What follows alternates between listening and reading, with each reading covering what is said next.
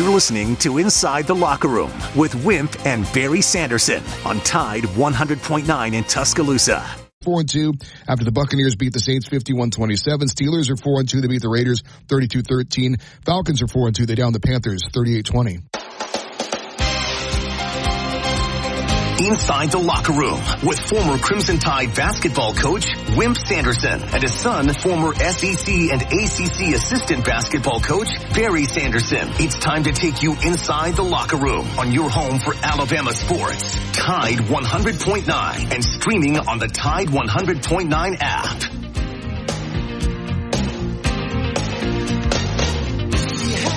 And good morning and welcome into a Monday edition of Inside the Locker Room. Everybody had a good weekend. The weather's going to get cold this week. I saw one night, Chase, the low is going to be like 39 here in a couple of nights. So get your other wardrobe out. We want to thank Yellowwood Pressure Treated Pine from Great Southern Wood. They always make this 7 o'clock hour possible. Always remember, guys, you're going to build a fence, the deck, the pergola. You want to build that 5-star backyard. There's only one choice. That would be Yellowwood. Go to yellowwood.com to find a dealer closest to you. And always remember, if it doesn't have that yellow tag on it, you don't want it. You want to follow us on the X accounts at Locker Room 109, at Barry Sanderson, at Wimp Sanderson 1.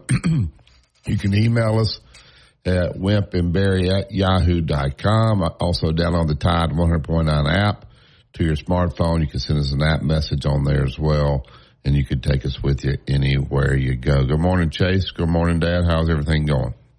It's just fine. I think probably the question comes up for our listeners is, does score matter even though you win? And that will be the problem with 8, 9, 10, 11, and 12, or 9, 10, 11, and 12. Of course, some of these teams that they're just getting by are going to lose enough games to be completely out. But the comparison of score, does that matter with the committee? If you win, I think it's a good question, and I think it's a question that we don't know the answer to. Ole Miss looks like they're probably out with the 2 losses. They're not picked very, very well. Of course, the 2 big games today this week, Alabama and Tennessee, with Alabama surprisingly a favorite in the game, and the Georgia game with Texas a 3 or 3.5 point favorite, I think, in that particular game. So those are our 2 big games of the week. Welcome your calls to call in and tell us the way you feel. The Mets, the Dodgers beat the Mets last night 9-0, and then they'll play today at maybe it's 3:08, and then my Cleveland team will have to play the Yankees. We were lucky enough in 5 games to beat Detroit. Detroit's hard to beat, and we play at 6:38 tonight. If you're interested in baseball. Outside of that, the Blue Plate Special, I won best, I guess, the most at one. I picked BYU in that game and won by a pretty easy deal. BYU played well. They were playing at home, so I'm glad to win that. Outside of that, I don't have anything. Yeah, BYU wasn't even close, so there was one game that you didn't have to sweat. The other games, people thought Kentucky would steamroll Vanderbilt. Nope, Vanderbilt came ready to play and knocks off Kentucky. But that Blue Plate was brought to you by Chuck Norwood, the Chuck Norwood team. You're looking to buy or sell down in the Orange Beach Gulf Shores area. Chuck is your guy that runs that record now to 3-4, Chase. So we're getting that thing back close to 500. Now, I hear everybody always talk about the Alabama fatigue and that the national people don't take care of Alabama. Well, you can flush that out the window with Alabama staying at number 7 there. They did win the game. I guess that's the most important thing. But Georgia is ahead of them at 5 with a loss. Ohio State now is 4. But for Alabama to be ranked 7, Dad, and quite honestly, pretty disappointing performance coming after that. You come off that loss at Vanderbilt. You think these guys are going to be sky high and ready to play. It was sloppy. But a lot of errors. Quarterback didn't play well. The line to me is too slow. These offensive lines, we talk about how big they are, but these guys don't have very good feet.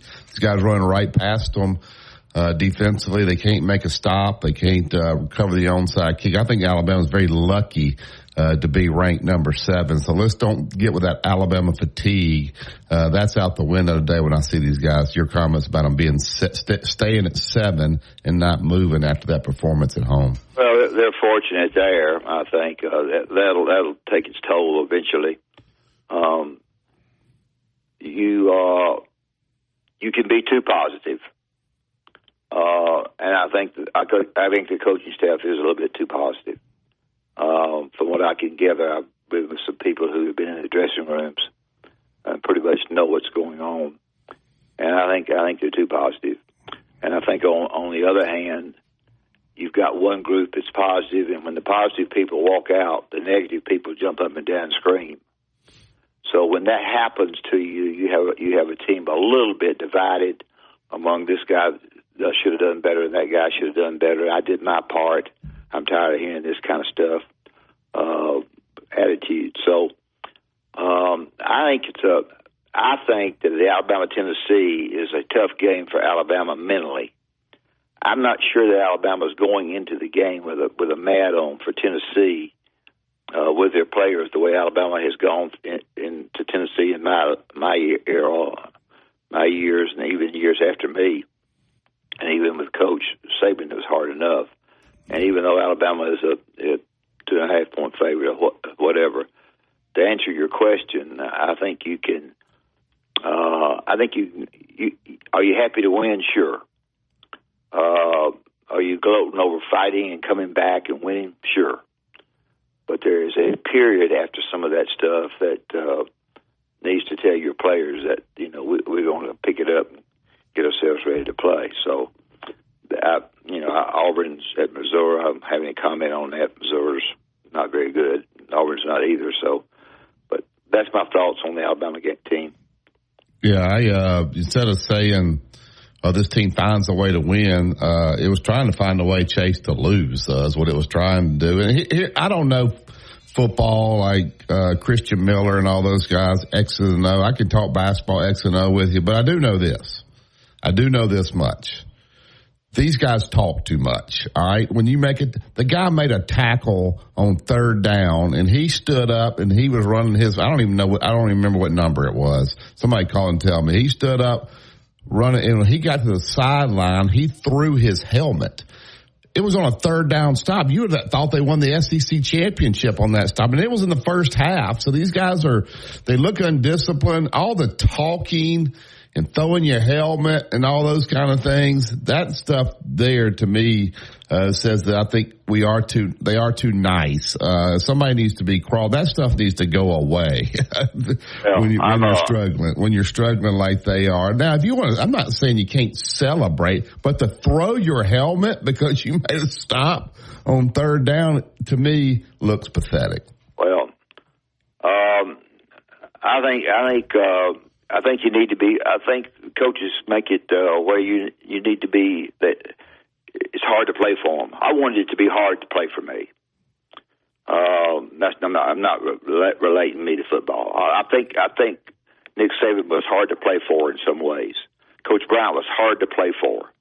I think hard to play for is the answer. Because when you're hard to play for, you knock on the door and go in and say whatever you want to say instead of opening the door. And I believe that with all my heart. Listeners can disagree; it doesn't matter to me. But I think that's what has to happen. You have to have you can't be biting and talking to your opponent, and you can't be biting and talking disgust to your teammate. And I think, yes, are you happy to win? Sure. Will winning take care of you in a close game with the voters 10, 11, and 12? I don't know. We won. We didn't win. Is the score going to count? I don't know. You don't either. So we're in a situation where if you looked at it today, standing right now, you would say Ohio State, probably Oregon would be in, even though Ohio State lost, and probably right now Clemson would probably be in, and Miami would be in. You'd have 4 right there.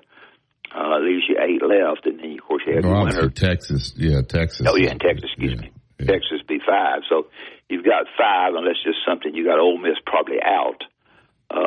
You got LSU on the borderline, but a big win for them. So I think if you're trying to count the number of teams in the SEC that are going, I'm not saying the SEC is a great league and they play against each other tough, but I just think that there's so many close games. The Florida game could have gone either way. Florida lost their quarterback now. Of course, they're out and everybody's howling for them. To fire the coach, of course. Tennessee is disappointing.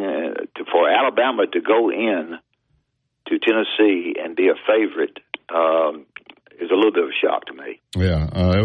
And I got people messaging me. It was Devontae Smith that threw his helmet there. I think sports has changed a little bit. I think it's changed in basketball, and I think it's changed in football. And here's what I mean. You used to want to be big in basketball. You used to want to have these big guys. Well, I don't think big guys do quite as well. And then we talk about these big linemen that we have. These guys are big, but they got slow feet. When you're big, you're slow. And these defensive guys from South Carolina, they were running right by these guys. So I'm not sure being big, I mean, you got to have some size, don't get me wrong, but when you're big and your feet are slow, I don't think that's an advantage, and that's what I see out there with this line. Their running game, if Milroe doesn't take off running, they don't have a running game. And these defenders run right by these guys. Just your thoughts about the feet of these offensive linemen.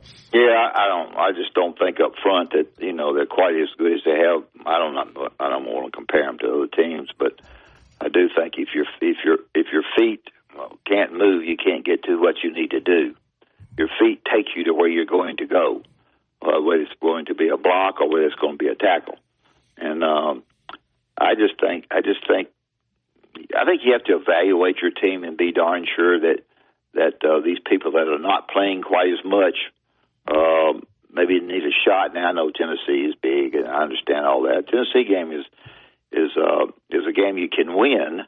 And nobody is smarter with gambling than Vegas is. And for Vegas to compare the scores and to go into Tennessee and Tennessee be a dog puts more fire into Tennessee than ever before, because you can use that, of course, with your coaching staff. I just think that you got to play hard. And you've got to want to play hard, and you can't be. You're satisfied overall that you came back and won. Yes, sure. That's the reason I asked the question: will the committee, not me and not our callers, and not me and not Barry, will they take a look on those last 4 teams of close wins in situations that where the team did not play well? It'd be very interesting to see. And they'll compare leagues. I don't know how many, Barry, the Big 12 is going to get in. I hadn't studied that very well, but the ones I named are already 5. I don't know who the Big 12 will get in. I should have studied it better, but it's going to be interesting. Yeah, I'm pulling up the Big 12 standings right here. Right now, BYU is leading the Big 12. Iowa State 6-0, BYU 6-0. Other than that, Texas Tech 5-1. Kansas State 5-1, Arizona State 5-1. So those are the only teams that would have a chance. All right, we'll take the break here. We'll get back. And I'm not convinced how talented this Alabama team is. I know everybody says how talented they are. I'm not convinced this is as talented as they've been in the past. And that may be a result of the transfer portal and your younger guys leaving out. They look young and the guys act young with all the talking that's going on. You listen to Tide 100.9. It's the home of Alabama sports.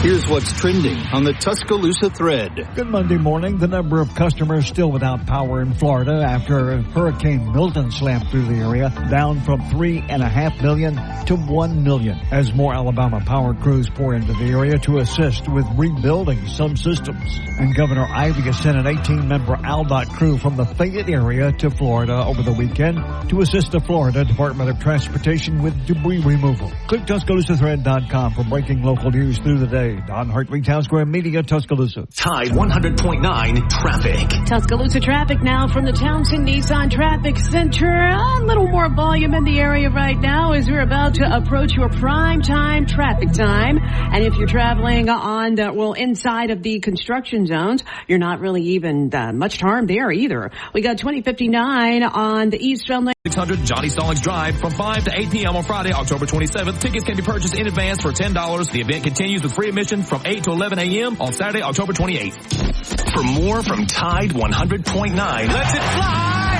and sends it. Follow us on Twitter, Facebook, and SoundCloud.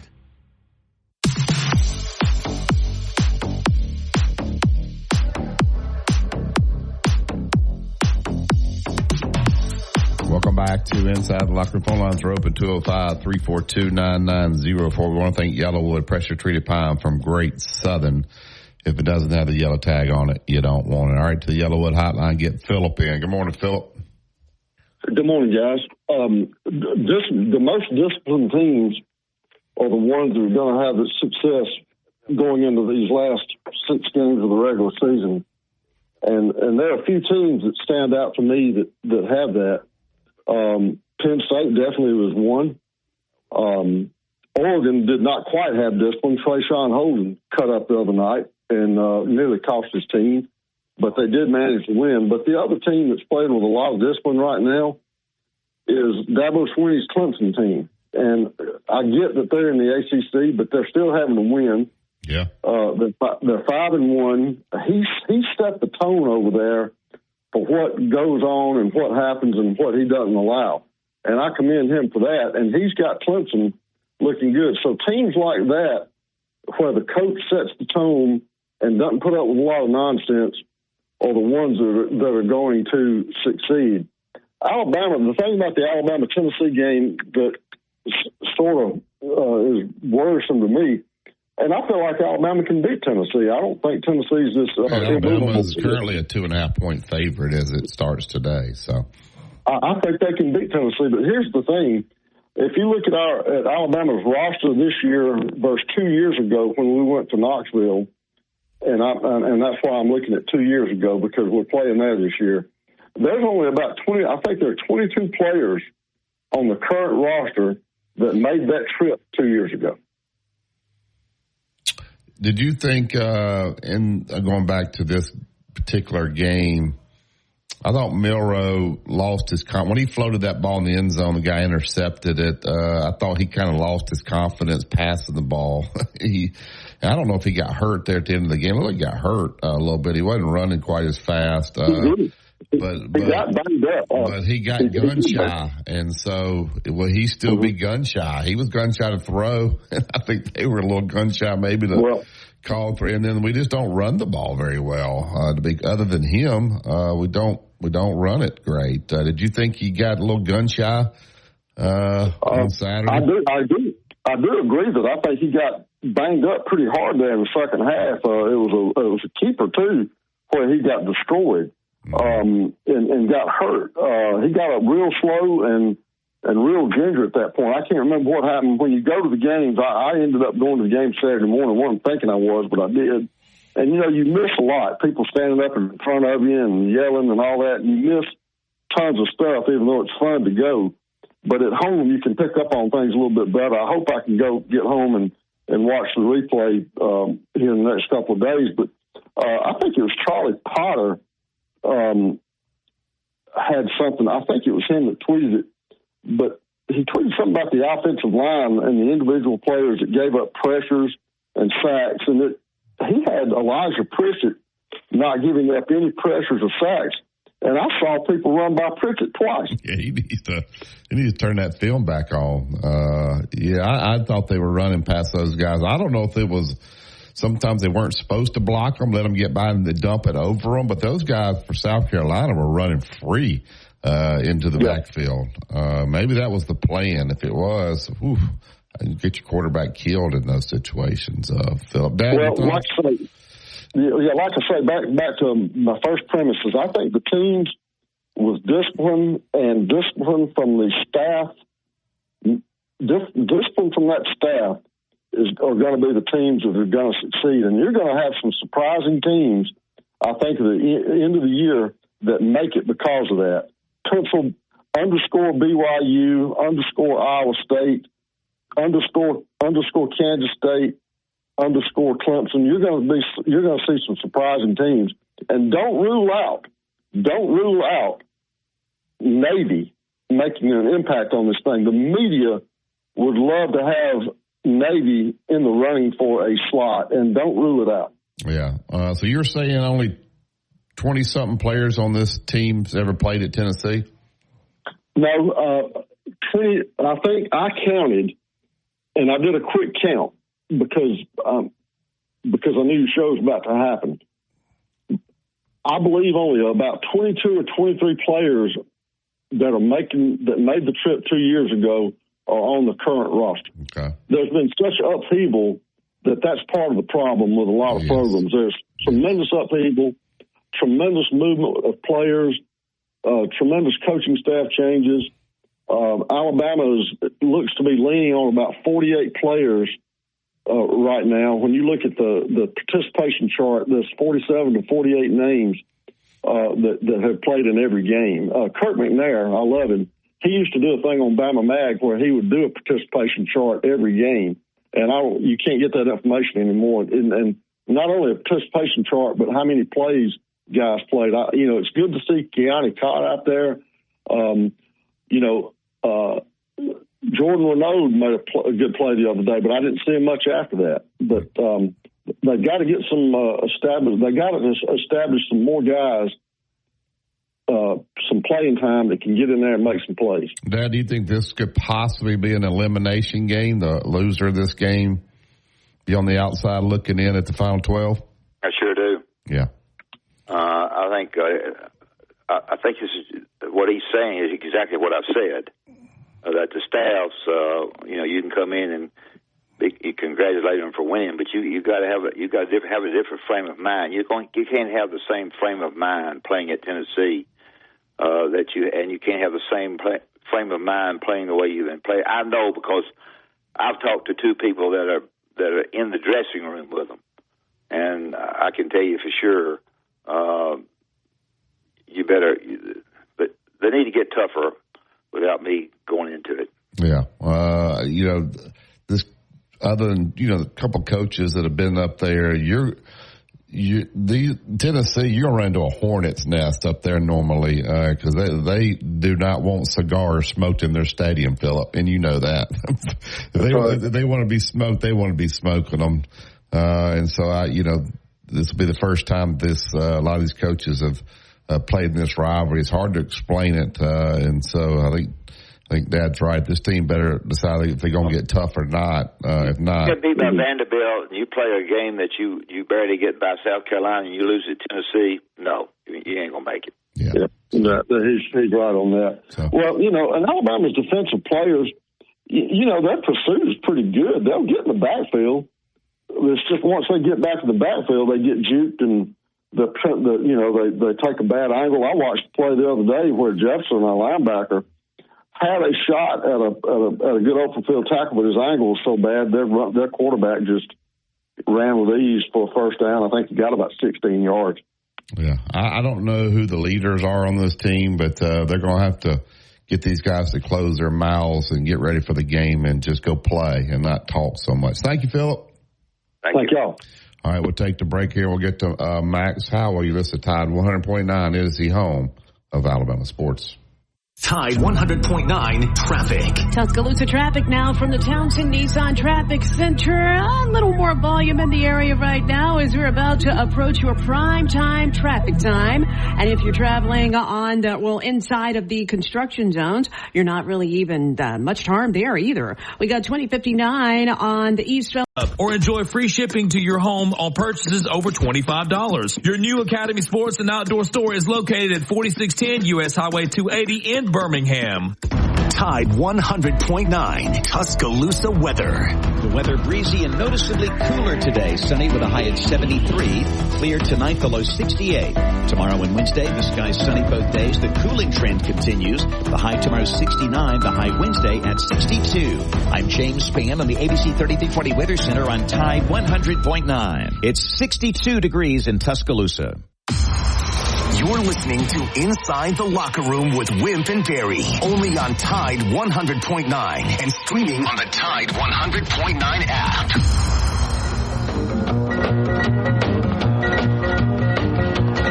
Well, in North Carolina, way back in the hills, lived my old pappy and he had him a still.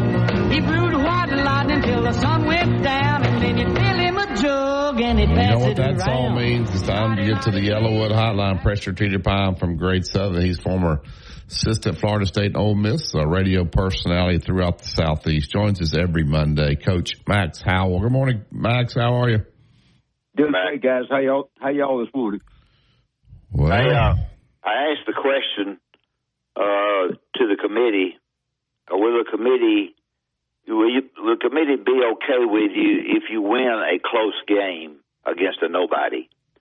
And I don't know the answer to that, and I don't think you probably don't either. But you can speculate on it. You know, you get by a game, and you're trying to decide between 9, 10, 11, and 12. Where does the committee stand on that? I think right now, Coach, it's all about winning. I think if you listen, Coach DeBoer, I listened to about a half a dozen conference coaches after with their conference call. Okay. The other night, the main thing that came across to me, you just got to win, and I think that's where it is right now. I look down. I know Texas covered their line. I was going through them this morning. I don't think another team covered. So you feel like that losing to Vanderbilt and just barely getting by South Carolina is okay. It's not losing to Vanderbilt, okay, but right. Close games are okay as long as you win. Exactly right. I do believe that's the trend right now. I need to know that. Yeah, okay. You go back to check. They didn't drop. They stayed at 7. So that tells you right there what you need to know. Exactly right, and I think that's going to be the trend from here on. The conference is so balanced right now. On top of that, you all know, it's hard to get them all up every week to play at the level that a lot of us fans expect, and I think that's what came across in all the coaches' conferences I heard on Saturday and Sunday. Is that hey, we won the ball game, and I think I think the standings this morning shows that. Okay. Max, when you watch Alabama, do you see maybe it's a combination? Maybe their defense, they couldn't make a stop when they had to. Offensively, these linemen are big, but they're slow. These people run right past them.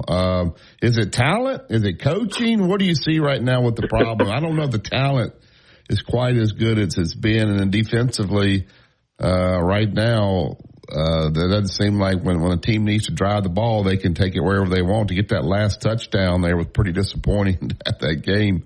Come down to getting an onside kick, and you could have lost it. What do you see here, Max? Right.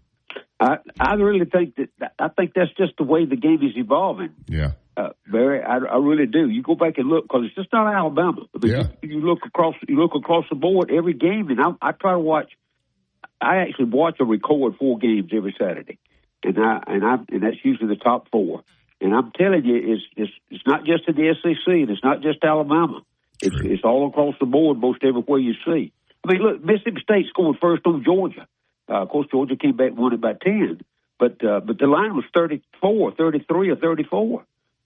So I'm just saying, I'm watching the games, and that's why I love to hear the coach's response. And it used to be, well, we'll get back in on Sunday afternoon, we'll correct the mistakes, da-da-da-da-da. I'm hearing less and less of that. Hey, we won the football game. We got to go somewhere, wherever they play in the next week. We start getting ready Sunday afternoon, hit the field either Monday or Tuesday. And that's what I'm hearing all across, not just Alabama, but everywhere, every every coach I heard talk this past weekend had the same response. What's your feeling on Tennessee? Quarterback-wise, they paid a lot of money. Right. I'm no football expert, as you know, but I think he's good but not great. Alabama's going to have to go in there ready to play, though, and I'm not sure. I think that's the attitude right now. You don't know. I mean, who'd have ever thought Florida, as bad as Florida's played, would take them to overtime? I never did think that. I mean, I thought Tennessee was much better. I'd seen them play a couple of times already this year. And you're right, the quarterback, I think, is a little bit above average. He's not a superstar, but they did finally take them to 123-17. But who knows about Florida? So I'm saying that to say, how Alabama didn't fare too well when they were on a roll last time we went to Knoxville. So we got that. They got that concern. And Tennessee, that's their biggest game of the year. I think it might have been used at one time. It may have been Florida was creeping in, but I don't think that's the case. I think it's Alabama, and they're gonna throw everything they got at them. Max, after week one, everybody criticized Dabo. Now I know their schedules have it's weakened up, but where he didn't use the portal. But somebody just called in and talked about, there are a few disciplined teams out there, and I think they've kind of bought into his way. And they do play pretty disciplined. They did get blown out by Georgia, but they've been ready to go. There's not a lot of, when I watch Alabama play now, Max, I see their players doing a lot of talking and stuff like that. I'm not used to seeing. Right. Just your thoughts in the different styles there, and it seems like those guys stayed for a reason. Dabo has a philosophy. Everybody killed him after week one, and now he's looking pretty smart. Well, Bear, when you stop and think about it, that's a fan base. You know that everybody's pulling so hard, and of course you start back with Alabama's fan base. That's a whole different regime under Coach Saban. That was a whole different philosophy. The game's changing, guys, right before us. Mainly because of the kids that's coming along. You go back and look at anywhere across the country, and not just in athletics, but in just society itself. The kind of image that the young guys and kids are projecting today. So I think you got to take all that into consideration. How many? I know Coach DeBoer and anybody else, they don't take the cell phones away. As soon as they come off that field and get to the dressing room, that's the first thing they grab. Find out what's going on around the world. Well, 3 or 4 years ago, nobody had that attitude about it. I don't know how long Dabo could last, not playing in the portal. My opinion on recruiting is that it does leave a lot of high school kids untouched now because of the portal. Because their schools, I know for a fact, have a percentage that they're going to take, if they got 25 scholarships, they're going to take 15 transfers and 10 high school kids. And so everybody's got their own philosophy how they're going to handle that. It's almost a roll of the dice now, guys. When you go out there and find a really hot shot quarterback, out of California, Texas, or wherever they may come from, you bring them in. You hope they can adjust. Look, I think Arch Manning is going to be probably as good as he's been coming out of high school a long time. He's 2 years out of high school. He's still number 2. But then Texas is winning. So I just kind of use that as an example. It's almost, like I say, it's almost a roll of that. You get a great one, you see him out there, you try to get him to encourage him to come to your school as a freshman. But if it doesn't work out, what does he do? He jumps in the portal now. He goes somewhere. So until there's some organization, I think, and I heard Coach Saban's addressed that as well on national TV recently. That until there's some organization about the portal and the money situation that's flowing around out there, it's going to be kind of chaos for a while. And I think we see it every Saturday right now. Yeah. Oklahoma and Ole Miss are out. Probably, maybe Ole Miss still has half a shot. Oklahoma, I think they're both out. Where does this LSU team play? Alabama's got to go there. Where does this LSU team stand with the closeness that they had? I think they got to go. I think the LSU's got to go undefeated the rest of the way to get in. I think any school that loses right now has like Ole Miss has lost 2 to unranked teams. I think that's where it's going to play. Who did you lose to? Particularly if you've got 2 losses, and it's going to appear that, and I've already got next week's outline. Is in the conference, guys. If you look 2 or 3 games down the road, it's as balanced as I've ever seen it before. With one-loss teams or one-loss records. Texas is the only one that seemed to step out and has emerged now. I think they are the best team in the conference, and of course they emerged number 1 in the country after Ohio State got beat. So, I think if you look at it week by week, the polls are going to move up and down. But I truly believe when it comes down to the playoffs, they're going to start looking at the 2 losses. I don't think anybody with 3 losses is going to get in. 2, but who do they lose to? And what part of the season did they lose it at? And I think that will determine, maybe 8, 9, and 10, or 10, 11, 12. So you think Georgia's okay if they lose to Texas? Yeah. I think so. Yeah, I think they'll be okay. That'll be 2. But Texas is number 1 in the country if they, going in. So I think that would be taken off the board, and Georgia would be evaluated on what else they've done. But now, I think they got to play well. I don't think they get blown out by anybody, but I don't think they will because I think the talent level's too high. Yeah, their critical game is at Ole Miss.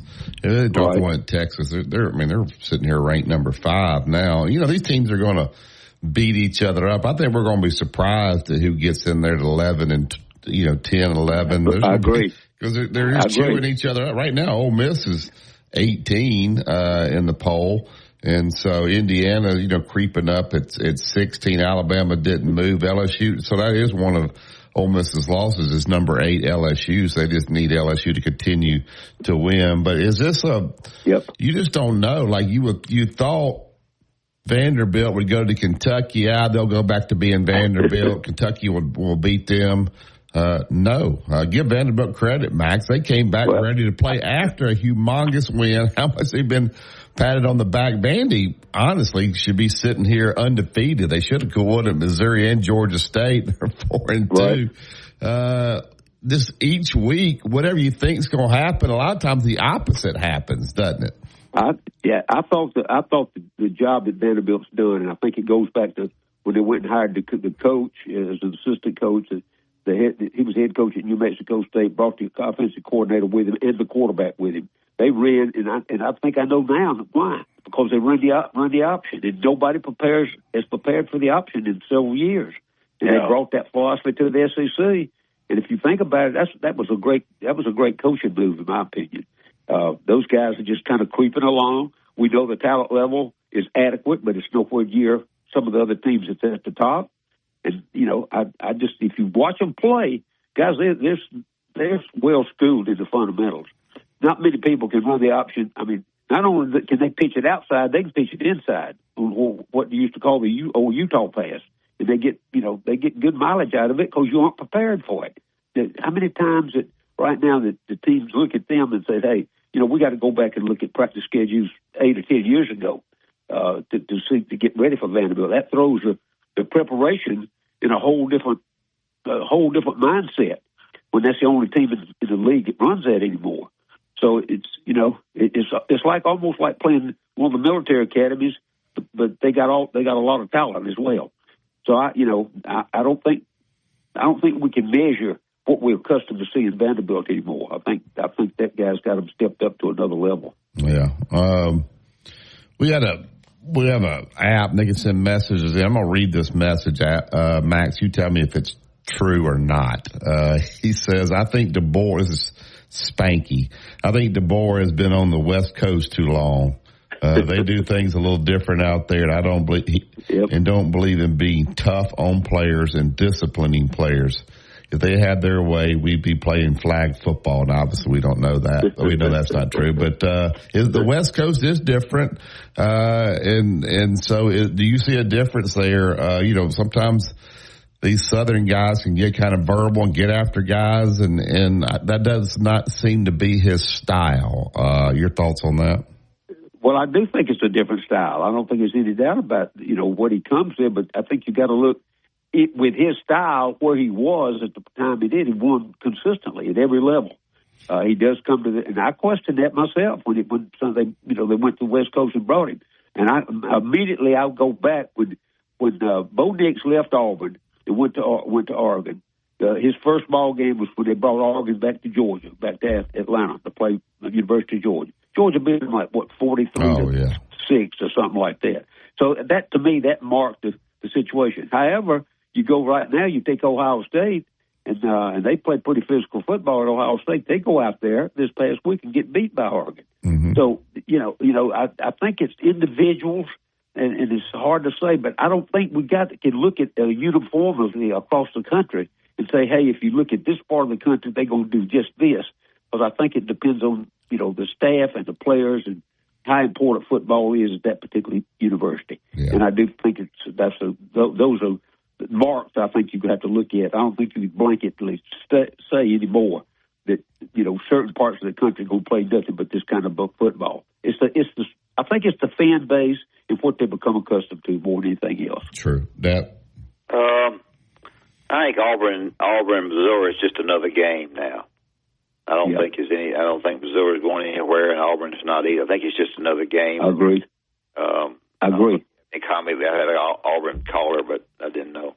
Well, but you say that, but Missouri's they're 5-1. Like I was shocked when I saw that too. So if they keep winning and they get to 10-2 or 11-1, they came in here and won. I think they'd be in it. So I don't think they haven't played well. You think they're out of it, then you look down, they're 5-1.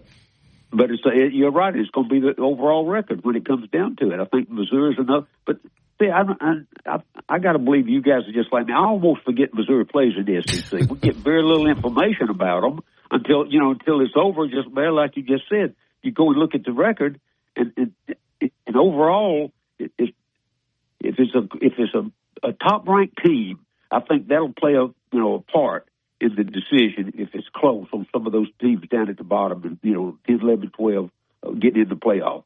But we're going to have the biggest stink in the world on 10, 11, and 12 with the fans. Well, but Coach, think about it. Don't we have that in basketball? Yeah, they do. 64. You go to the playoff. The last 2 weeks of the season are going to be so you're going to have so many games that matter. Yep, Max. So yeah, you know what, guys, is moving toward, and you agree that I think it's moving way closer to a lot of people to the NFL the same way. I mean, every week you think about the way they match them up on schedule and get down to close. Now I know they expand the playoffs to most every team. If you got a winning record, you gonna get there. And I'm not sure if the college game might not get to that one day, but the overall procedure that's lining up per se is lining up almost just exactly like the NFL does. Yeah, in the system, guys, if you make the SEC championship game and you lose, you'd have been better off, obviously, not making it, sitting there at 3 if you get in the playoff, because you're going to go to the championship game, lose. Yep. So that's going to be another game. Then you're going to have to play a first-round game as well. Where the team that was number 3 is probably getting in the playoff, and they're sitting there idle on the championship game. So there goes the advantage to the third-place team, right, Max? Exactly right. Yeah. And what I'll say is that if the team has been number 1 have that philosophy, that they're going to play their 2s and 3s a lot and savor number 1s for the first-round playoff, because you got to survive. And surviving means you got to play the next week and you got to win. If it's a huge game, you guys understand how hard it is to get them back up the next week, particularly if it's a big physical ball game. So see, that's all so different for us right now. For us to really watch and have any kind of, I don't want to call it equality, but have at least an opinion about how this thing ought to be run. And everybody's going to have one. And it's going to be that way for 2 or 3 years to the fan base falls into it. But it's going to be changes, and I think we're going to be surprised that some of the teams emerge that gets in the playoff and some that get left out. Max, what do you think happens in Knoxville? 2:30 game, and then you got Texas and Georgia. You got any thoughts on who wins those 2 games? Well, Tennessee didn't play very well against Florida, and I think they probably will get ready for Alabama as well. And I think it's going to be a hard ball game. Alabama lost the last time they were there with, I think, a better football team than they got now. So, that's going to be a toss of the coin almost. You look at Georgia going to Texas. I got to give it right now from what I've seen with Georgia. For some reason, they've not in any ball game this year. They haven't started off very fast. They get behind 2 or 3 touchdowns with Texas, they're going to get beat. So I think I think the first quarter is going to just about determine and dictate who wins that football game. I think I'm going to lean with Texas playing in Austin, probably, and go with Georgia if they were playing in Atlanta or Athens. But I think it's going to be. I don't even the lines out. I've already. I haven't even seen the lines on those two. On which one? But Florida, Tennessee and Alabama. Tennessee is Alabama's a 2.5-point favorite. Okay, up in Knoxville, and then of course that line will swing. Sure. And then at Georgia, they've got Texas is a 3.5-point favorite. See, that's pick 'em ball games both places. Yeah, the home field. So that's what I'm saying right now. That look, those guys in Vegas, recently they've kind of with these long, big lines in some of the other games they hadn't done too well. They won because people take the team. You got to take the line with it. But the fact is, I think these two. I think those lines are probably right because it's going to be whoever makes the fewest mistakes at either game is going to win that football game. Yeah. Well, Max, we appreciate it as always. Look forward to breaking it down with you next week. It's been crazy here in the SEC. I don't think anybody predicted it to be like this. So. You're right, and I do think that. I think we're watching it change, guys, right before our eyes. And the fan base has got to learn, to expect that. But changing that fan base with the success some of these teams has had in the SEC, that's going to be a hard go. You guys sit there and do radio every day. You know that from the response you're getting. Yeah. Thank you, Max. Fine. Thank you, guys. All right, there's Max Howell. We want to thank Yellowwood Pressure Treated Pine from Great Southern for bringing you this 7 o'clock hour. If it doesn't have that yellow tag on it, you certainly don't want it. Phone lines will be open 205-342-9904. We have Doug Bell 850. We'll look at Doug's picks. How did Doug do this week? We also have some Kalen DeBoer sound we can get to as well. You listen to Tide 100.9 and 1230 AM WTBC. It's the home of Alabama sports.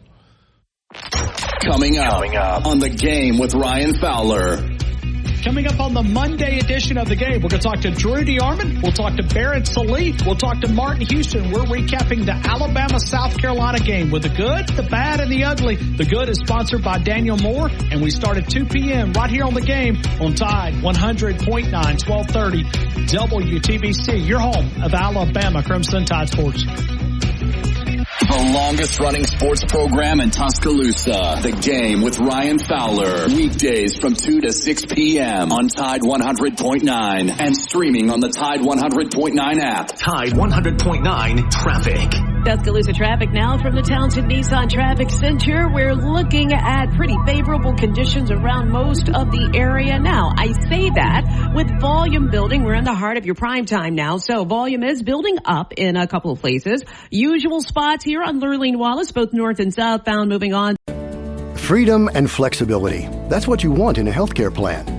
And with Humana's Medicare Advantage PPO plans, you can see any doctor in the country who accepts Medicare, including specialists, with no referrals needed. Plus, you can go in and out of network for the same copay for doctor's visits.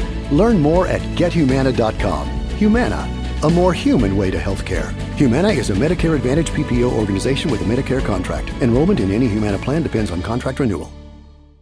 Be feeling these changes within just a couple of days. Text support to 511-511. These statements have not been evaluated by the FDA. This product is not intended to diagnose, treat, cure, or prevent any disease. Tax fees may apply. WTBC Tuscaloosa and W265CG Tuscaloosa, a Town Square media station. Tide 100.9 and streaming on the Tide 100.9 app. From the Fox Sports Studios in Los Angeles, Here's Eddie Garcia. In postseason baseball, Game 1 of the National League Championship Series saw the Dodgers cruise to a 9-0 win over the Mets. It's the most lopsided shutout win in Dodgers postseason history. Starting pitcher Jack Flaherty tossed 7 innings. He allowed just 2 hits. Mookie Betts had 3 RBI, and Max Muncy had a pair of runs driven in as well. LA has a 1-0 series lead with their 3rd straight shutout win this postseason. In games to note in the NFL, the Ravens beat the Commanders 30-23. Both teams are 4-2. Baltimore's won 4 in a row. Lions crushed the Cowboys 47-9 in the win, though Detroit lost star pass rusher Aiden Hutchinson. He was carted off the field with a fractured leg. The Texans beat the Patriots 41-21. Houston's 5-1. That's their first ever win in Foxborough. Packers beat distributors in Tuscaloosa, Coleman, or Decatur, or call All Phase Electric Supply in Albertville and Huntsville for an on-site evaluation and recommendations for optimizing your lighting. Tide 100.9 Tuscaloosa weather. The weather breezy and noticeably cooler today. Sunny with a high at 73. Clear tonight, the low 68. Tomorrow and Wednesday, the sky's sunny both days. The cooling trend continues. The high tomorrow 69. The high Wednesday at 62. I'm James Spann on the ABC 3340 Weather Center on Tide 100.9. It's 62 degrees in Tuscaloosa. Inside the locker room with former Crimson Tide basketball coach Wimp Sanderson and his son, former SEC and ACC assistant basketball coach Barry Sanderson. It's time to take you inside the locker room on your home for Alabama sports. Tide 100.9 and streaming on the Tide 100.9 app.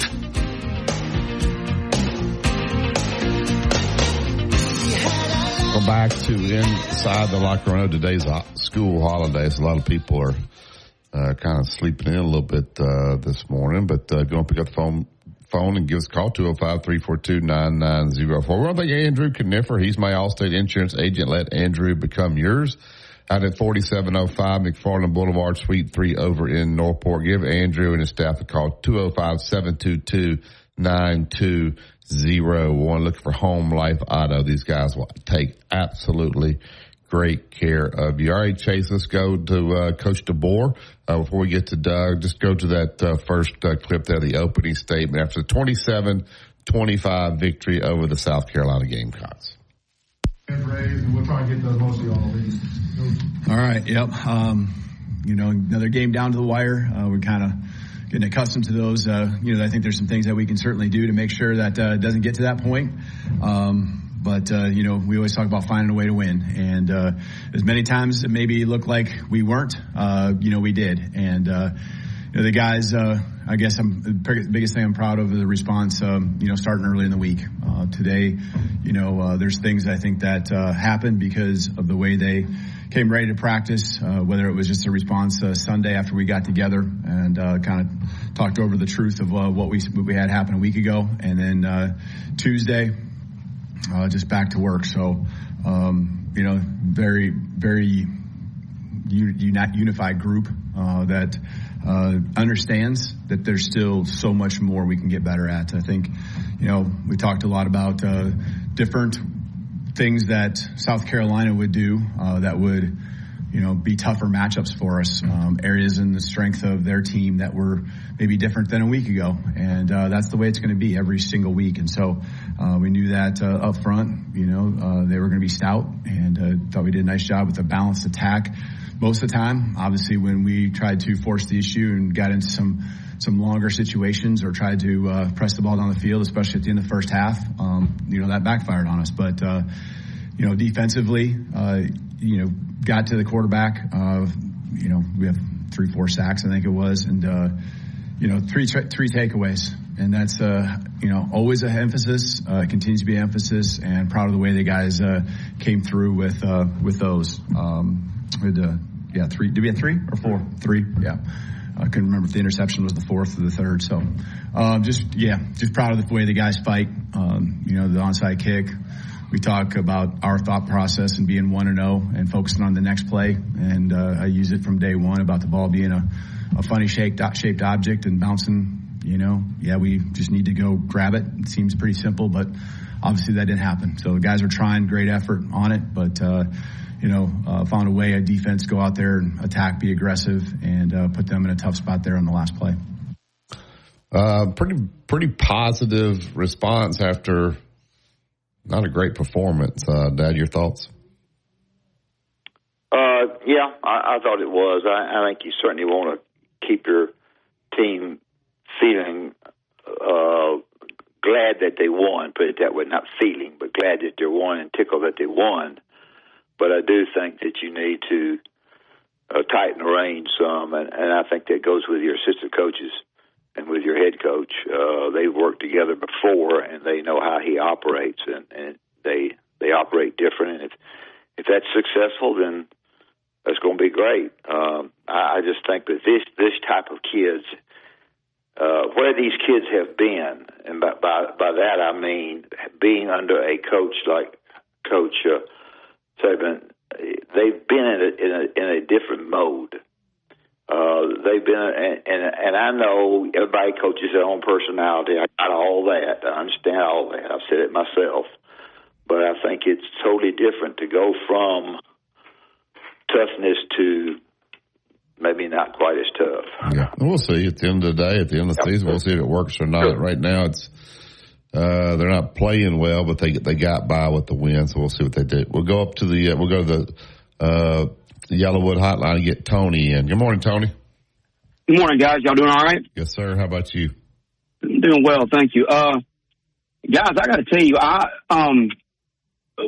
going back and watching a lot of the games again, and I think the most complete game Alabama's played is against Wisconsin. And if you go back to the first half, and it's almost like it happened in one series. And I'm not saying it's because Kendrick Ball's not been on the field, but our offense has not operated the same since we tried that trick play. Everything was going well. I think it was 2nd and 8 or 2nd and 2. I forgot what it was. And we tried a little trick play. Kendrick Ball gets hurt on the tackle. And ever since that play, it just seemed to, our offense seemed to fizzle out, and it goes back to, again, guys, we've talked about it now for the past 2 weeks. The team does lack discipline still. Fellas, how does this happen? You call a timeout on a special teams play when you know they're going to onside kick. You come back out with an onside kick, and gentlemen, we have tight ends and linebackers on our hands team. How does that happen? I don't. You get the guy on the hands team that can catch the football the best, because they can't generate contact. If you can go up there and field the ball before it goes 10 yards, they can't legally hit you. And it's stuff like that I'm starting to wonder about. And I do think we're too soft on the players. That's my opinion. I've been thinking that for a long time anyway. But I don't know, fellas.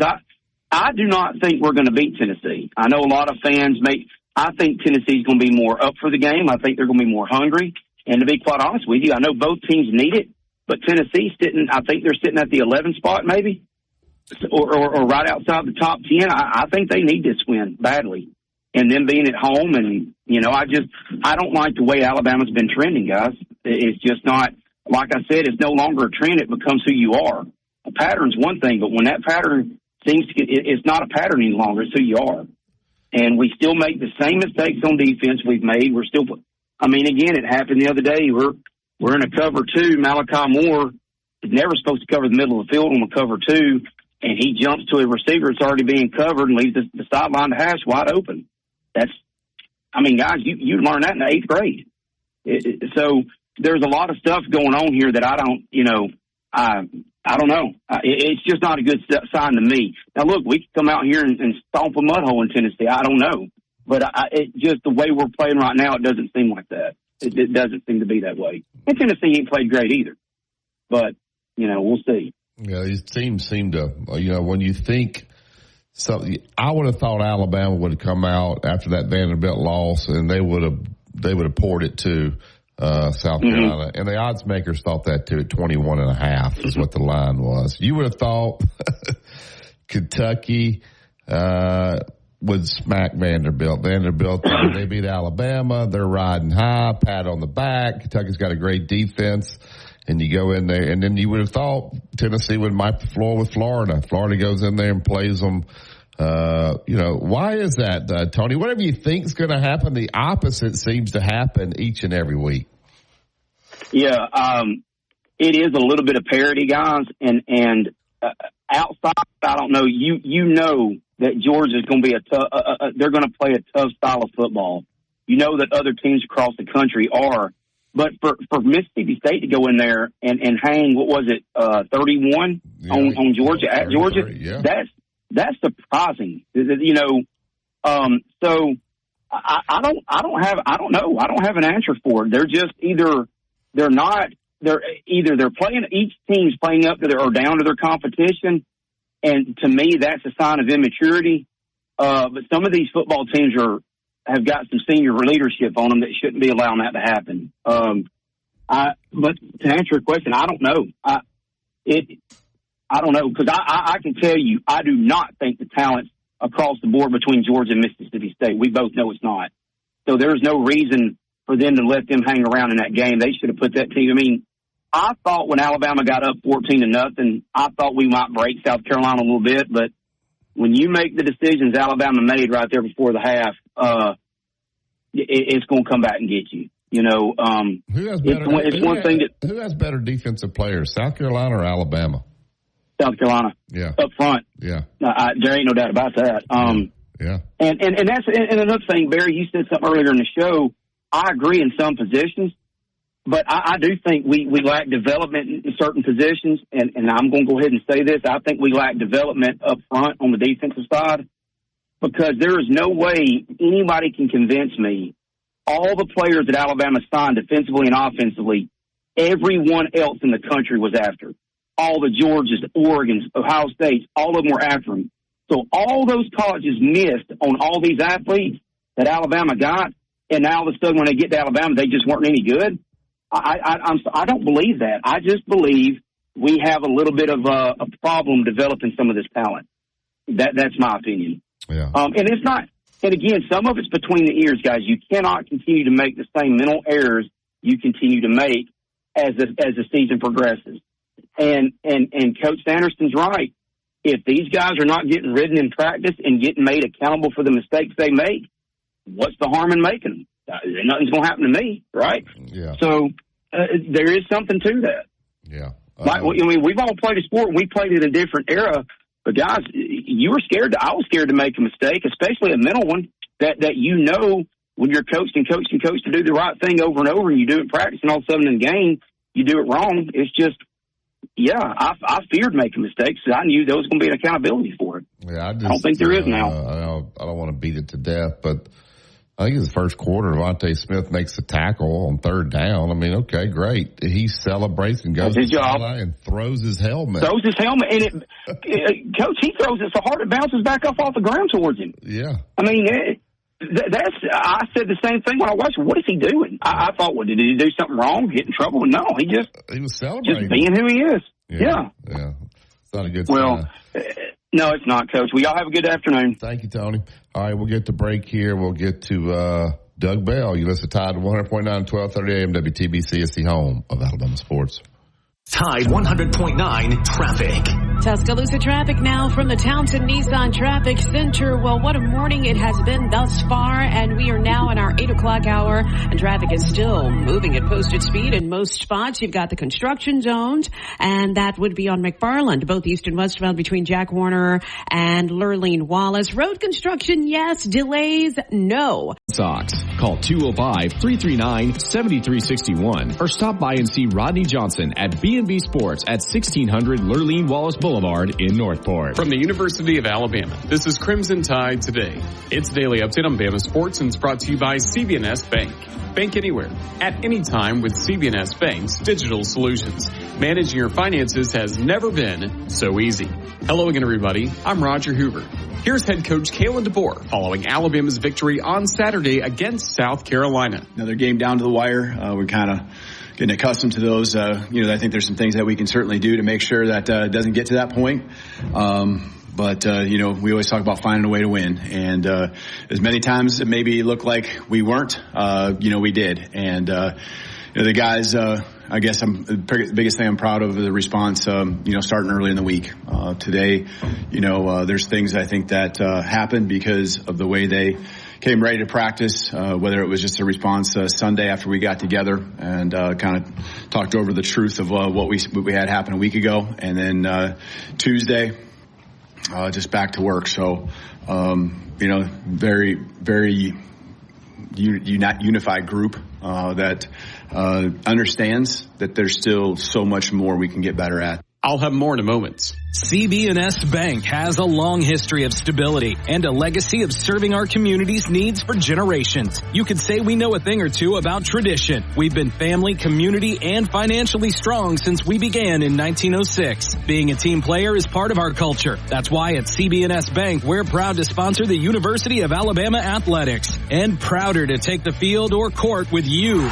Visit cbsbank.com today. Member FDIC and Equal Housing Lender. Join us tonight for Crimson Tide Rewind, presented by the Alabama Department of Public Health at 6 p.m. Central from Baumhauer's Victory Grill in Vestavia Hills. Crimson Tide Today is brought to you by CB&S Bank. Crimson Tide Today is a production of the Crimson Tide Sports Network from Learfield. Two-time state champion and two-time NIT champion, Barry Sanderson breaks down the latest in sports on Inside the Locker Room on Tide 100.9.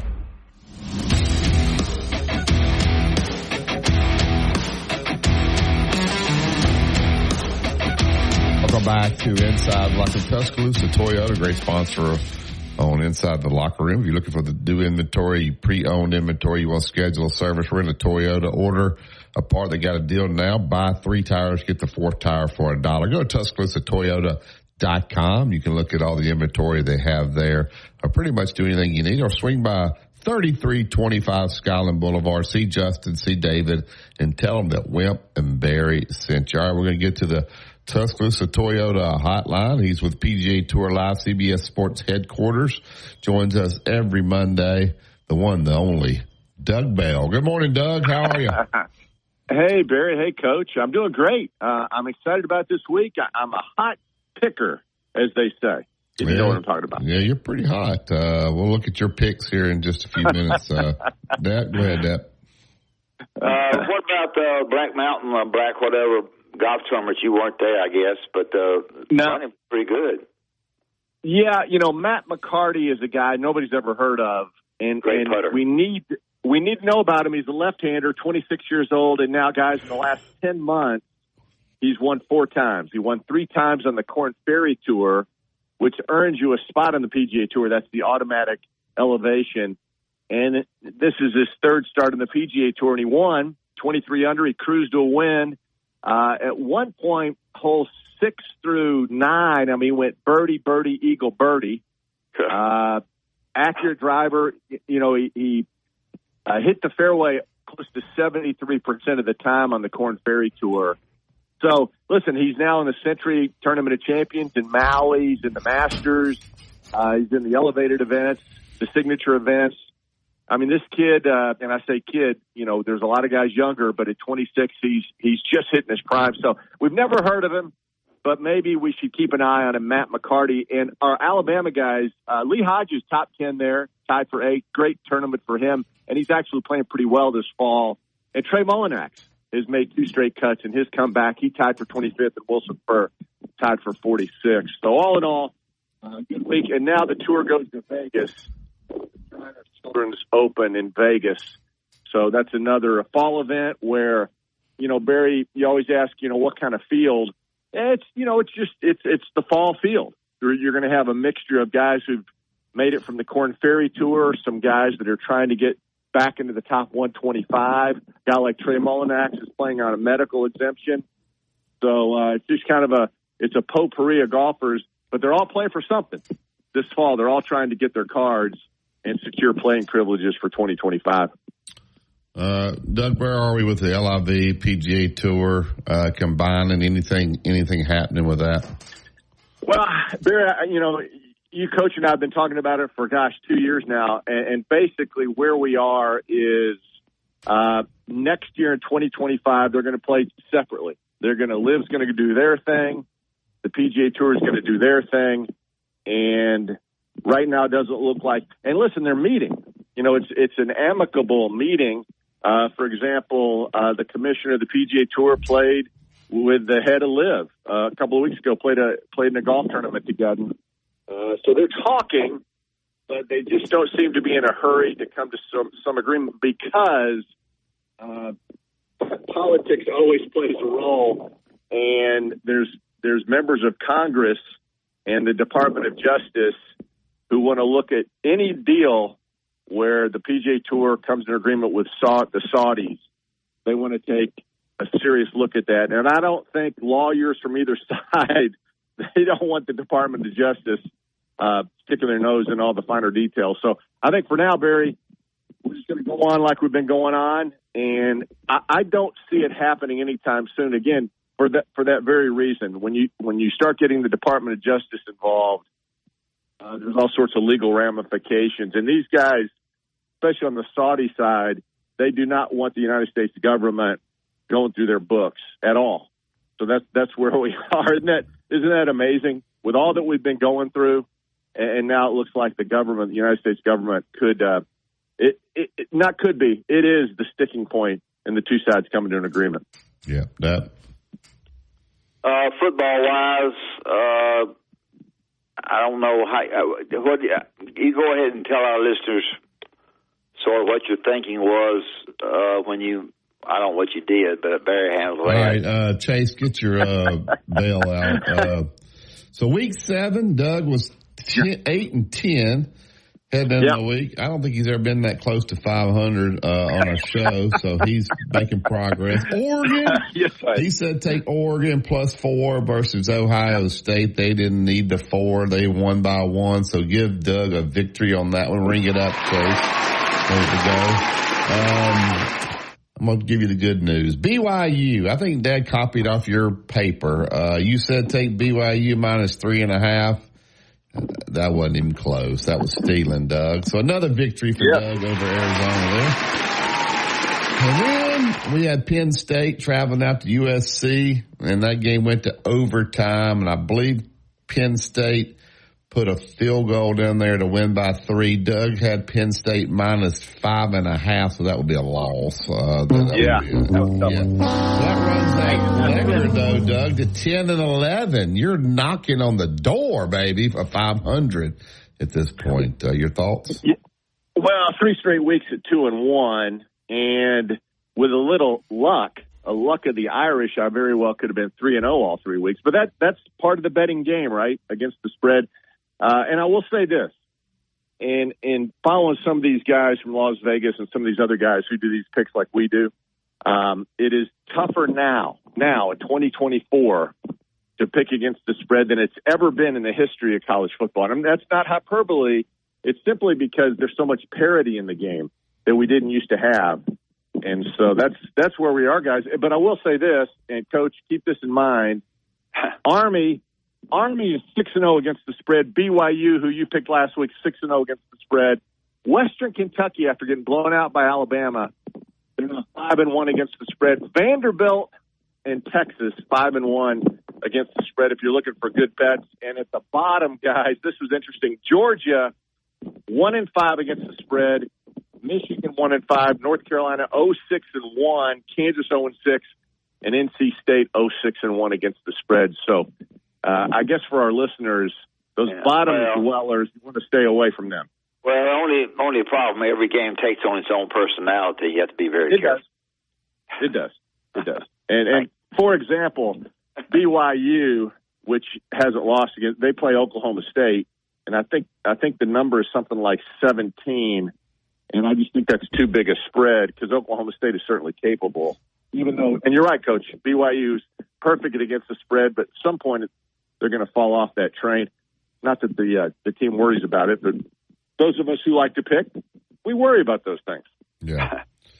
Well, all right, Doug, you got your picks for this week? I do, guys. And listen, I know every week I come on and I'm confident, and that's just because, listen, I do my research, and I think this week, Barry and Coach, I'm going to be 3-0. So, you ready? You said that last week. He said it every week. But you were 2-1. That's better than most. I will say that. All right. Army ranked in the top 25, 6-0. The Black Knights are really a quality football team, and they're steamrolling some of these teams in their conference, including UAB last week. They host East Carolina, favored by 17. East Carolina last week, by the way, lost to Charlotte 55-24. East Carolina's got a bunch of injuries. And if I don't know if you saw the highlights, you probably didn't watch the game, but Bryson Daly is the quarterback for Army. He ran it 12 times against UAB for 136 yards and 4 touchdowns. Listen, they do run the triple option, but this young man is really athletic, very effective. He's faster than some of the Army quarterbacks in years past. I think Army steamrolls East Carolina. He's in my picks. Go ahead. All right, so you're saying take Army minus the 17? Yeah. Big number, I know. And Barry, I've tried to learn from you over the years. You want me to shy away from those big numbers, but that's just too good. Army's too good. East Carolina is all banged up. I like that one a lot. All right, so Chase got that locked in. All right, go. Your next one. And Chase, by the way, whenever I talk to Chase on Mondays, I get a good vibe. Chase is one of my big fans. Chase by the way, Chase is like Kalen DeBoer. He's very positive. Very positive. I don't know if that's a good thing or not. I'll let you decide that. No, it's a good thing. Michigan at Illinois. This is the 2:30 window. That used to be the SEC, and now our guys, Brad Nessler and Gary Danielson, will be calling that game on Saturday. Illinois guys, 5-1, 2-1 in the Big Ten. They're only lost 21-7 at Penn State. Good football team. I thought it was interesting through the years. I mean, these two schools have been playing forever, and Michigan leads the all-time series 72-23 and 2 ties. I mean, they have absolutely steamrolled Illinois over the years, but this is a different year, guys. Brett Bielema has a very good football team. It's basically a pick-em game. Barry, I think, what is it, 1 point? Yeah, Michigan -1 right now. Going with Illini at home. They're in Champaign. I just think, and Michigan, by the way, we topped it off. They are 1-5 against the spread this year. Had a week off, lost to Washington 2 weeks ago. And, having a week off really just gives them an opportunity to get some of their injured guys back. But I think Illinois is a better football team. I think Illinois. Take Illinois, and you're getting a point. So Illinois +1 versus Michigan. Game's 2:30. I don't know how many people around here will be watching that. They'll be glued to the Alabama game, but we'll check the score on that. Isn't that interesting how these things fall out? Yeah. And it's funny, if you watch that game on CBS, they still play that music. Yeah. It's still the SEC music on the Big Ten. So, I think a lot of people from Michigan, Illinois will be watching. But obviously, the next game, guys, Alabama, Tennessee. Listen, both teams, it's funny, the paths that they followed 2 weeks ago, both teams obviously were upset. Last week, they both won games that they very easily could have lost. I think this, guys, is a play-out game. The loser of this game will not be in the 12-team playoff. I think it's that important of a game. And obviously, Tennessee at home, that's a big home stadium advantage. If you watched that game last week, man, Florida had every opportunity to win that game. And I wish Billy Napier had gone for 2 points there when he scored late with about a minute to go. But they ended up losing in overtime. Again, it comes down to quarterbacks, guys, in this game. Two teams that are very similar in a lot of ways, and I think Jalen Milroe very well could be the number 1 pick in the draft next year. And Nico Iamaleava, the quarterback for Tennessee, has struggled mightily now after a fast start against some weaker opponents. I thought this was interesting, guys. Nico, in the last 2 games, he's attempted only 10 passes of 20 yards or more, trying to throw it downfield.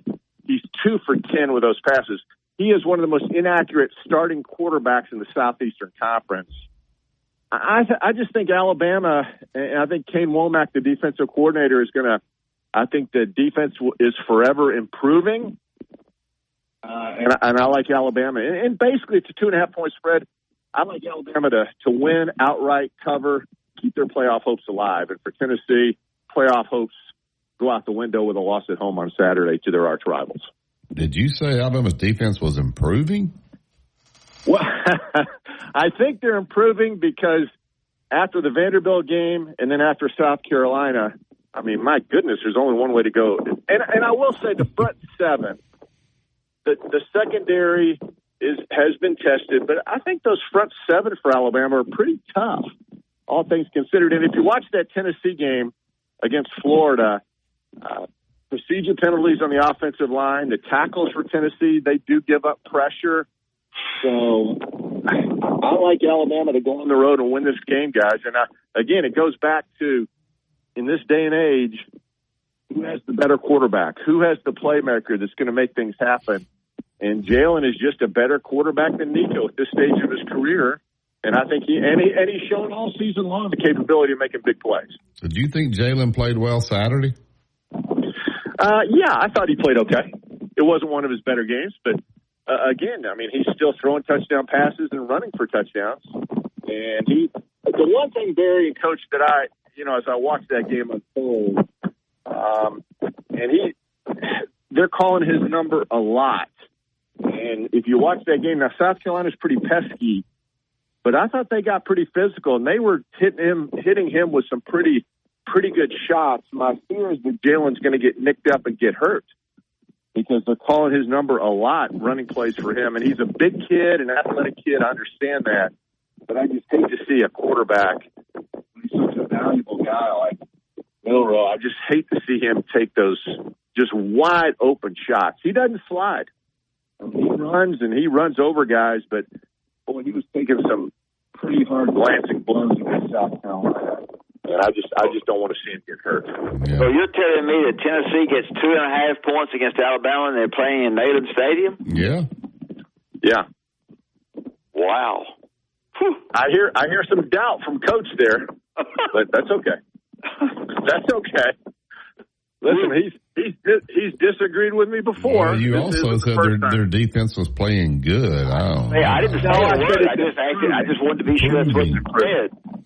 Is their offensive line improving?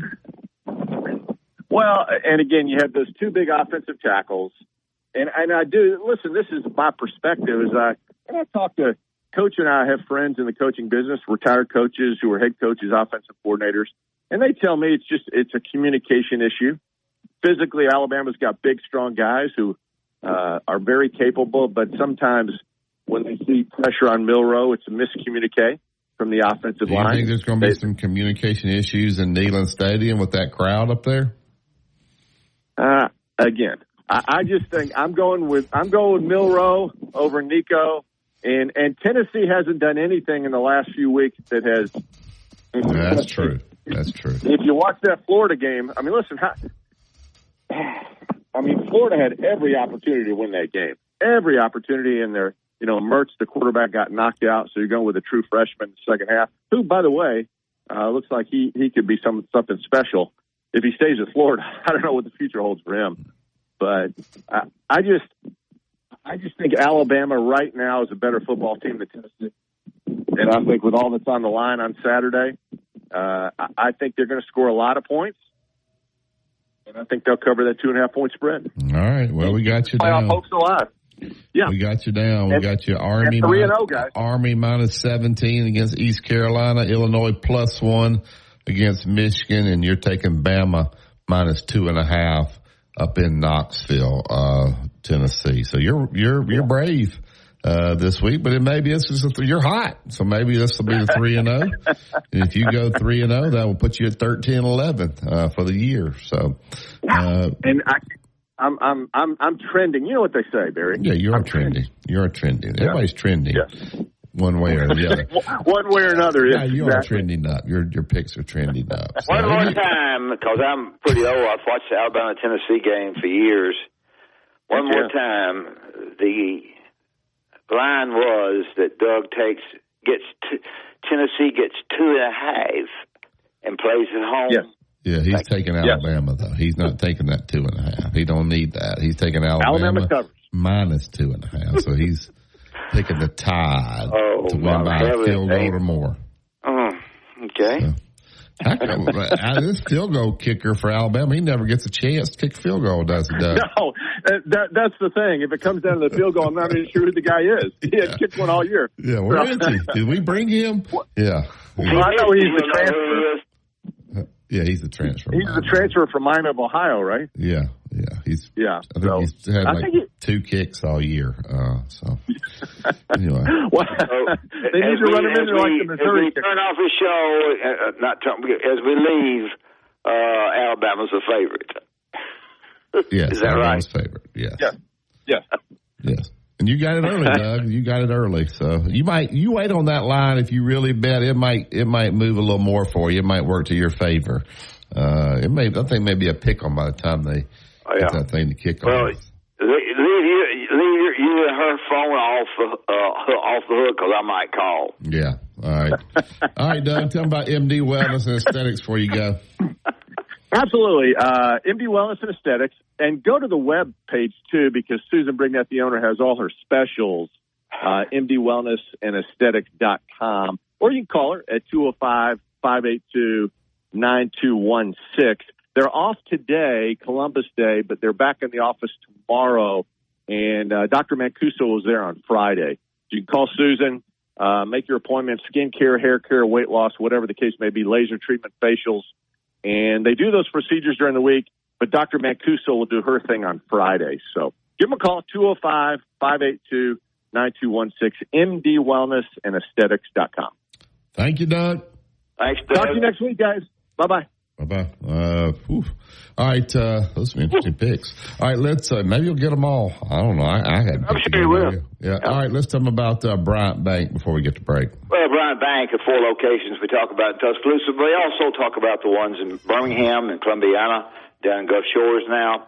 Go by Bryant Bank and open up an account, whether it be a personal or business account. I think that you'll find these people will be very, very happy to help you. They'll do a good job with you. You'll know that your money is safe. They do a darn good job with the people surrounding them, the schools and so forth in the community. You'll have just about the same area code and same zip code with all these banks except the one in Mobile. And I think that you'll find the banks very nice, very able to help you with loans if you need so. To do so, there'll be a lot of people around the person that runs the bank who have a lot of knowledge about banking. So the last thing I'll say to you is your banking and your money is safe, and that's important. So go by Bryant Bank and tell them that you heard Barry and I talk about it on Inside the Locker Room. All right, we'll take the break. We'll open up the phone lines, 205-342-9904. You listen to Tide 100.9, 1230 AM WTBC. It's the home of Alabama sports. Tide 100.9 traffic. Tuscaloosa traffic now from the Townsend Nissan Traffic Center. We have had an amazing Monday morning as we're dealing with only very teeny tiny delays, if you even have that, until at the intersections of McFarland and Lurleen Wallace. That's always the focal point for motorists most of the time. But right now, you are fine, folks. You're stopping at the red light, going at the green, just as you. Within 30 miles, and if they don't have what you need, they'll get it. Cypress Supply, 2036 62nd Avenue, Tuscaloosa. Cypress-supply.com. The weather breezy and noticeably cooler today. Sunny with a high at 73. Clear tonight, the low 68. Tomorrow and Wednesday, the sky's sunny both days. The cooling trend continues. The high tomorrow 69. The high Wednesday at 62. I'm James Spann on the ABC 3340 Weather Center on Tide 100.9. Tide 100.9 Tuscaloosa weather. It's 62 degrees in Tuscaloosa. Find Tide on Twitter at Tide109 to keep up with show announcements, guests, and our reporters in the field.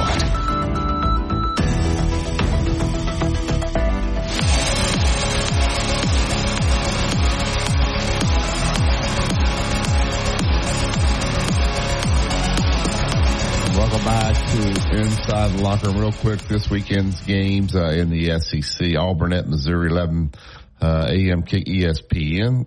Missouri 6.5 point favorite there. South Carolina, tough. You got to go to Oklahoma. Oklahoma -3 there. We talked about Alabama, Tennessee. Texas A&M is actually leading the SEC right now. We'll go on the road to Mississippi State. Texas A&M 15-point favorite there. LSU, Arkansas, big game there really for LSU too. Quietly only lost one game. Arkansas right now is actually LSU's favor there by 2.5. Ball State, Vandy, who cares? Vandy's having a great season though. 26.5 point favor against Ball State. Georgia at Texas, 6:30 ABC. Texas 3.5-point favorite there. And then Kentucky travels to Florida, and Florida right now is currently a 2-point favorite there. All right, we'll get to the Yellowwood hotline and get Tom into the show. Oop, we just lost Tom. All right, Tom, you can call us back. I don't know where Tom went. I thought I hit air. Maybe I hit drop. All right, Chase, let's go. There was a lot of talk about there. No, maybe there's Tom. I'll wait and get Tom before we do that. Is that Tom there? All right, let's go ahead and get him on. Good morning. Yeah, you there with us? All right, we're going to get Tom on. Hey, Tom. Hey, Tom. Coach, good morning. Yeah. Why'd you put me off? I thought I hit air. When I hit air, you went away. So I don't know. Maybe I don't know. Maybe it was my fault. I think there's a conspiracy here. I think there's a conspiracy. I need you, Tom. Go ahead. The thing is, I think I went to bed Friday night and woke up in a parallel universe. I don't know what's going on, and it's been going on all day Saturday and all day Sunday and into this morning. And the thing is, it's crazy. Doug comes on this morning. What game was he watching Saturday? When he said their defense was improving? Alabama and South Carolina. That's what I was thinking. And me too. I was following your line of thought, and Coach said, and Coach goes, Alabama's a favorite going into Neyland Stadium, and I got to lay down and bring me a cold cloth here. Something's going on. It's crazy. Yeah. What do you like? What do you think? Then I turn on social media Saturday night. Somebody sent me a video of LSU fans, and they were filming this kid on the sideline. F-bomb after F-bomb. It was pathetic. The language this kid was using. It's the same kid, that pulls out the pistols and shoots people on the field, imitating that. And then last night, this girl gets up on ESPN and sings this song about Baton Rouge. I thought, you better not be singing about Baton Rouge, just the murder capital of the United States. What is going on around here? I don't know, but LSU, Joe's not calling. LSU's winning. Joe's usually hard on LSU, but they're quietly 5-1, Tom. Yeah, and the inmates are running the prison. That's for sure. and at Alabama too. Don't. I'm not putting them up above anybody, but it is absolutely getting to be where it is unwatchable. Yeah. What's your thoughts about Alabama going up there this weekend? They're going to come back with their tails whipped. I just don't see how they can win. I just don't see it. Our defense, and I'm gonna quit harping on that defensive line because I've said enough. But we just don't stop anybody anymore. Mm-mm.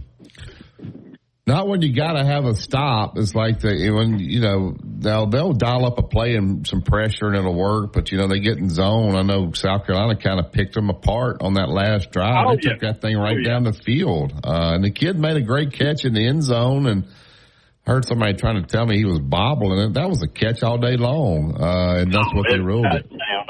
Yeah. The thing about it is, they're dialing up pressure. We're getting there, but you notice how many people are not making tackles? Yeah. Once they get there, they're sticking out their hand. Yeah. I'm telling you, this is a comedy of horrors for me. Yeah. That. Well, I think we're playing too much, working too much on alignment rather than, like Tom says, and not tackling. I think we talk about alignment, how they line up different defensively than anybody else in the country. But crap, they don't tackle anybody when they line up.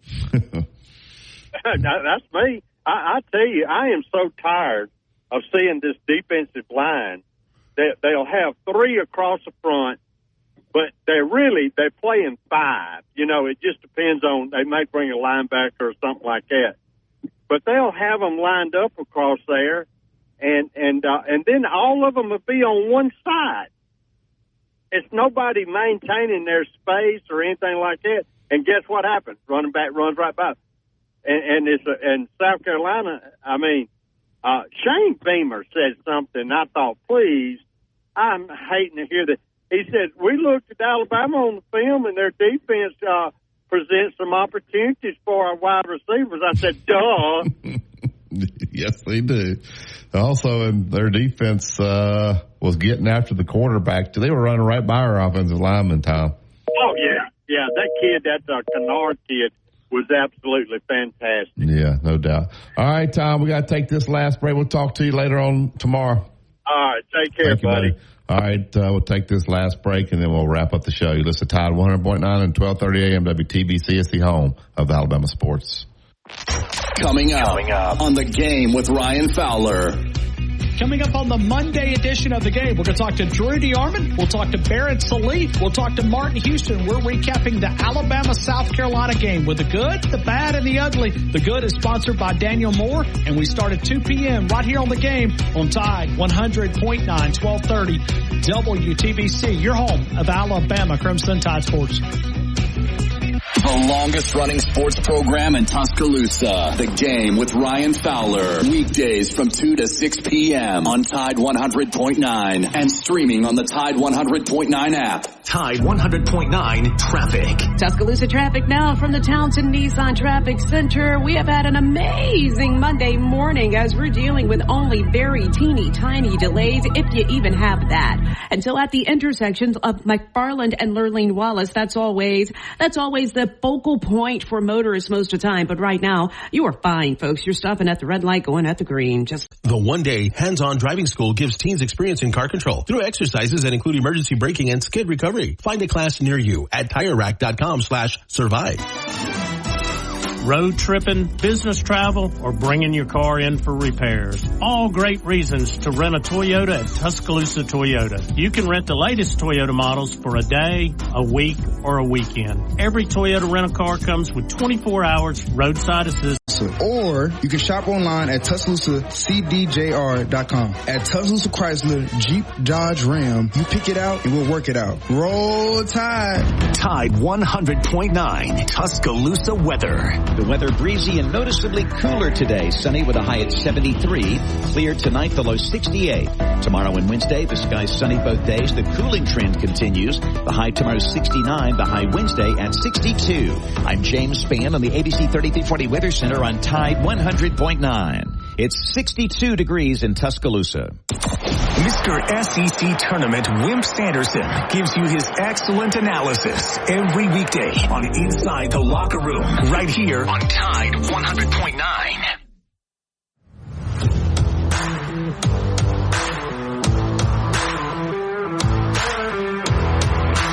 Welcome back to Inside the Locker. That'll do it for today's show. Tomorrow, Kevin Skarbinski will join us at 7:30.